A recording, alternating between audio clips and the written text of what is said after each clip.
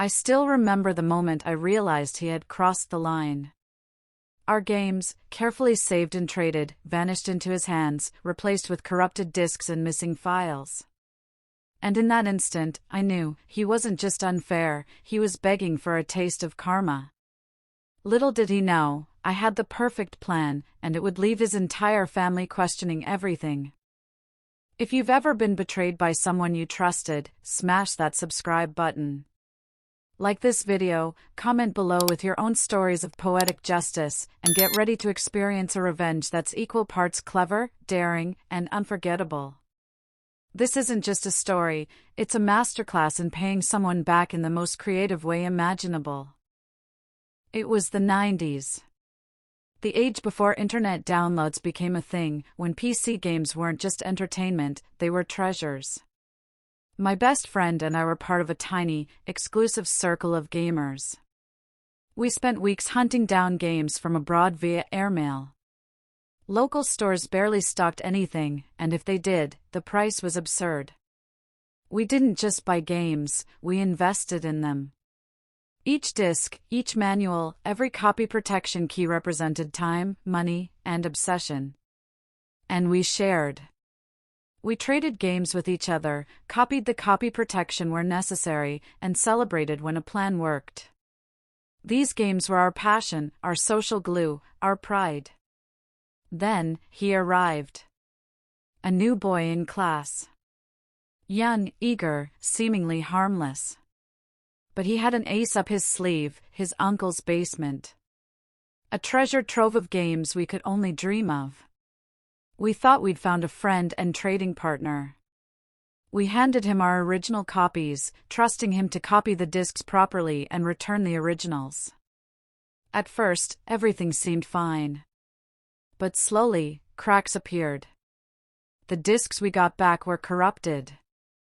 Some were missing files. Others lacked copy protection. A few came back in damaged condition. And then, nothing worked. We had handed over games like The Settlers, Doom 2, Monkey Island, all of them gone, all of them wasted. Meanwhile, he had all our games intact, pristine, ready to enjoy. Months of this. And in that time, we realized he wasn't our friend. He was using us. And that's when I felt it, the first spark of righteous anger. The seed of revenge, observing his weaknesses. The 90s weren't just about games. They were about culture, attitudes, and campaigns that shaped our childhoods. Freddie Mercury had passed away in 1991, and AIDS awareness campaigns were everywhere.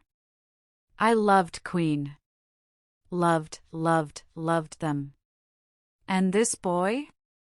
He mocked me endlessly for liking a gay singer. I don't know if he realized it, but that sting fueled me. Every jab, every sneer, every insult planted the seed for what would become a very carefully plotted revenge. He came from a deeply conservative Catholic family, and his mother's religious fervor was legendary. It was this mix, his homophobia, his family's strictness, and our knowledge of the world outside their bubble, that gave me the idea. The opportunity presents itself. Our class was invited to an AIDS Foundation event.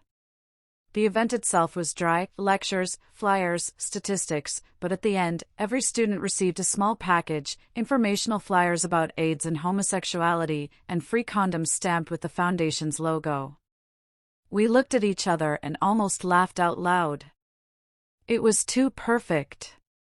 Not just an opportunity, it was the perfect weapon. We had home computers and inkjet printers, a rarity at the time. That meant we could produce anything we wanted, letters, flyers, anything that looked official. Crafting the perfect prank. We brainstormed carefully. The letter needed to look authentic. The wording needed to be precise.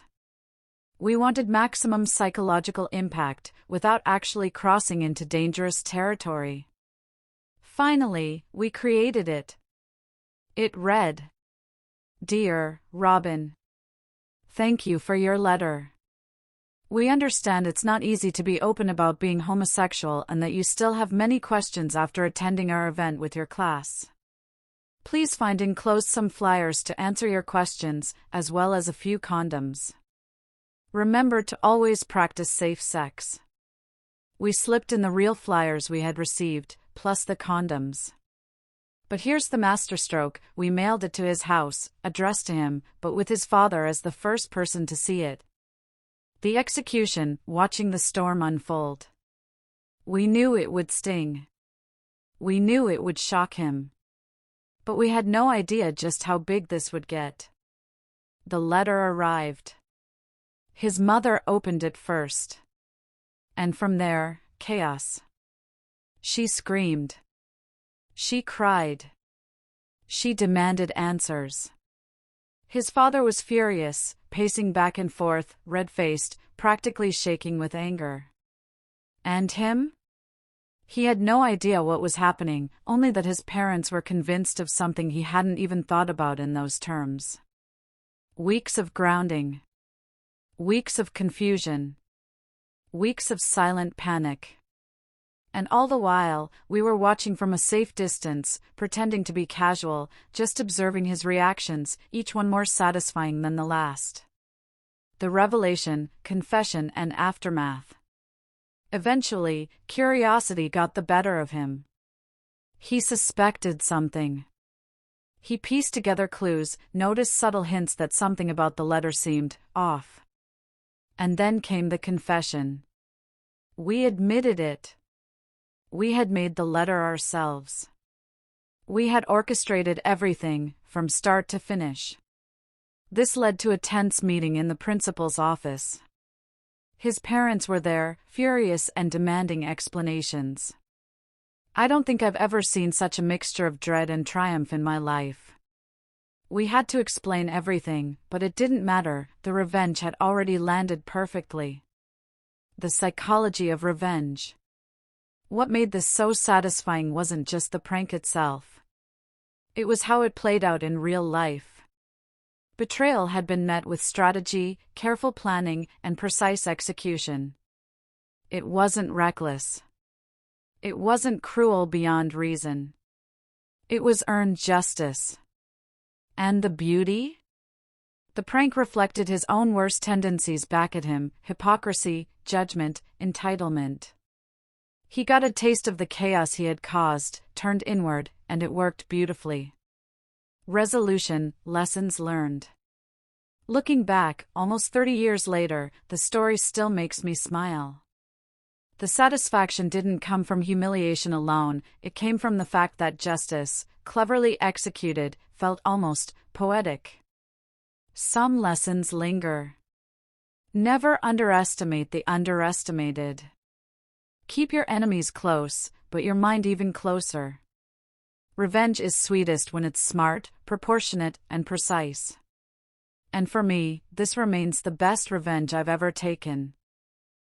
Sometimes, life gives you a chance to turn betrayal into justice. Sometimes, the smallest tools, a printer, a pen, a little cleverness, can create unforgettable consequences. And sometimes, revenge isn't about cruelty. It's about restoring balance, proving a point, and enjoying the poetic symmetry of it all. What's the most satisfying revenge you've ever seen or taken yourself? Comment below, I'd love to hear your stories. If you enjoyed this story, don't forget to like, subscribe, and share. Justice isn't always served in a courtroom. Sometimes, it's delivered with a little creativity, a lot of planning, and perfect timing.